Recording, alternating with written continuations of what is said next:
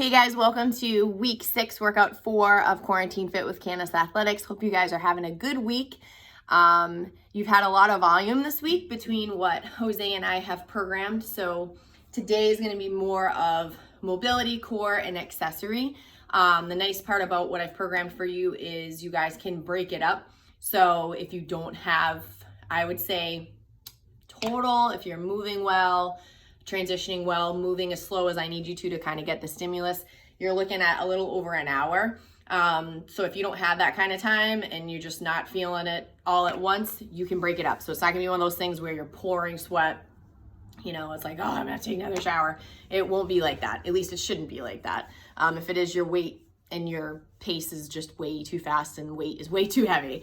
But we are still gonna warm up today. We're gonna do 3 rounds of 10 up downs, 10 paused air squats, and 10 bird dogs. And we're gonna do 10 on each side of those bird dogs, all right? So your up downs, remember, it's just like your half burpee. My shorts are untied. That would not be good if those came flying down in the middle of this.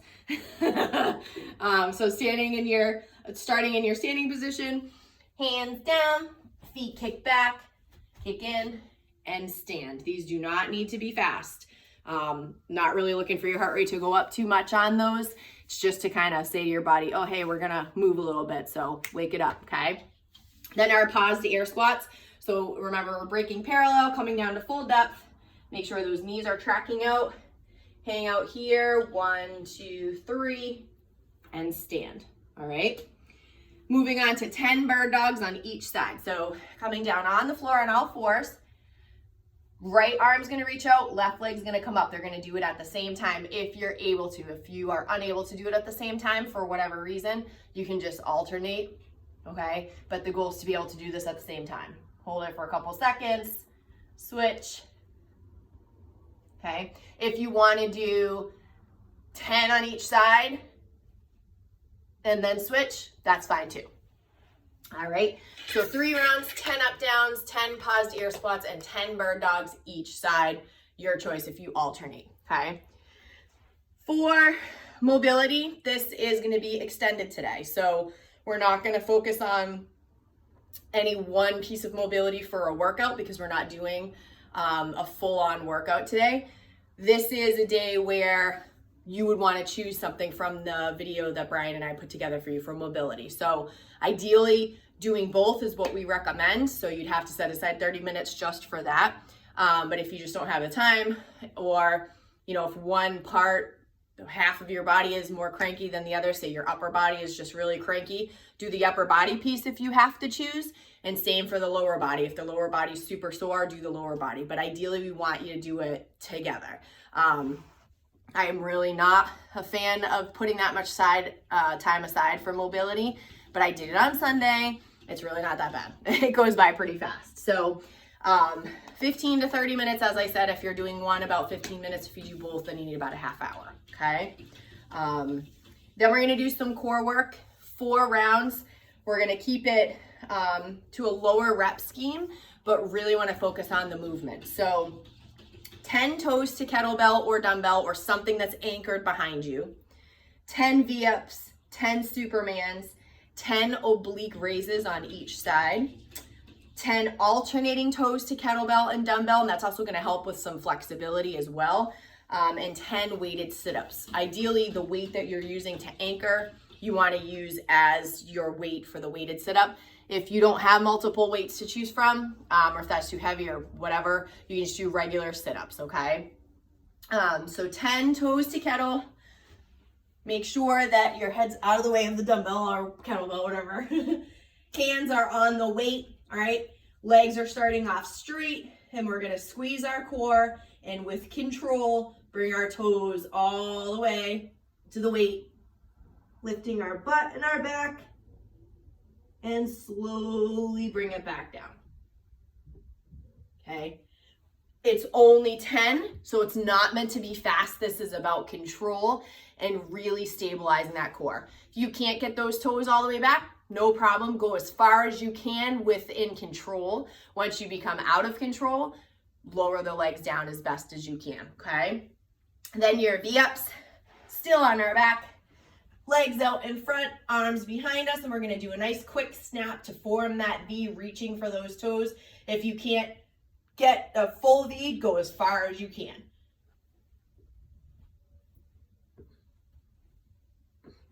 And you can bend the legs as well. 10 Supermans, so on our belly. Arms are out overhead, legs behind. We're just gonna raise all together and lower. Raise and lower.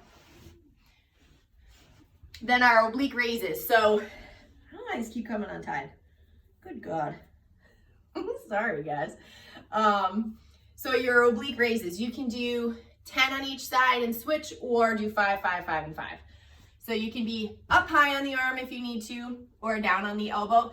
This is only for support. This is not to push you off the ground. We're using our core and our obliques to get us off the ground, okay? So legs are straight out.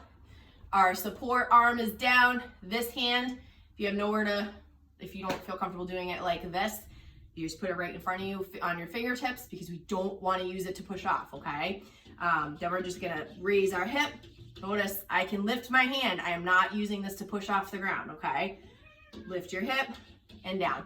You should feel it right in here. This is the oblique that you're using to get off the ground, and this one as well, okay? If you want more of a challenge, you can lift and you can raise your arm, put it down and go. And you can weight this, so you can hold a weight here and lift, okay? Doesn't have to be a huge movement. If you can go super high, great. If you can only get it a little bit off the ground, great. You're still working your obliques, right? Then we're gonna do alternating toes to kettlebell. So this is also gonna help with flexibility in your lower half. So the goal is to be able to get your toe all the way back to the weight without the opposite leg coming off the floor. I can't get very far because I am so super tight all the time in here, because that's where you're gonna feel it. So my left leg is all the way straight. I'm gonna try to bring my toe all the way to my weight. That's as far as I can go until I start to feel my left leg lifting off the ground. So go as far as you can. As soon as your opposite leg starts to come off the ground, then you're done. You're gonna start again and switch, okay? And then 10 weighted sit-ups. And again, if you don't have a weight that you can work with for that, it's okay to just do regular sit-ups, no weight, all right? So 4 rounds of that. Take your time with it. It is not a rush. Again, this is about controlling your core and stabilizing your core. You want to keep it engaged at all times during these movements, because as soon as it collapses, that's it. You're not even working it anymore. You're working whatever you're moving at the same time. So if you completely lose stability in your core when you're trying to do weighted sit-ups, you're just using your arms to fling the weight up above over your head instead of using your core to get you up, okay? Hope that makes sense. So then the last part is your accessory. We're sticking with the rep scheme of 10. This should be lightweight. It might be one of those things where you choose a lighter plate or dumbbell or water bottle or whatever, and first couple of sets, it's like, this is really light. Don't give it back. Don't get a heavier weight. That's not the point of this. The point is to be efficient in the movement and to move well and not have to break up the reps. It's only 10, so it should be light enough that you should be able to do each one unbroken, okay? So I have 2.5 pound plates. I would probably do this with these, maybe 5. I wouldn't do anything heavier than that. So that should give you some perspective, okay? So we're gonna do, again, 4 rounds, all right? We're gonna do 10 reverse flies. So we're starting in the standing position. I'll kind of go to the side, so I'll go this way so you can see. We're gonna bend over slightly, soft, a little bit of a soft knee. My butt's back. I don't wanna arch too much. I'm gonna be nice and flat. Arms are out in front, and I'm gonna fly, okay? You're gonna feel this in the shoulders, in the delts. A lot of times you'll see people bend, all right? You wanna try to keep them straight. So 10 of those. Then we're gonna go into 10 skull crushers. So using that same weight, we're gonna lie on the floor, legs can be out straight or bent. In a movement like this, if I'm laying flat on the ground for stuff like this, it really hurts my back to have my legs out straight, so I tend to bend them. You do whatever you're most comfortable with because you're just working the upper body right now, okay?